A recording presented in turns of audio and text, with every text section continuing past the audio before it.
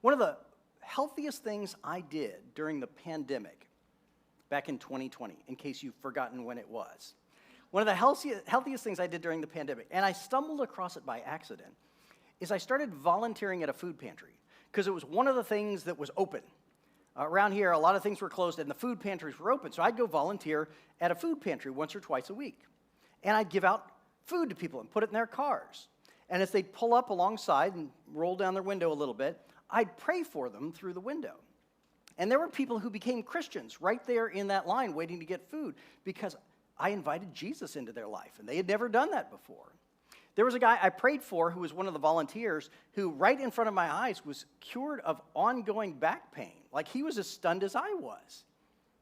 And what was so healthy about that is it gave my faith a direction to go when so many of us were cloistered and stagnant.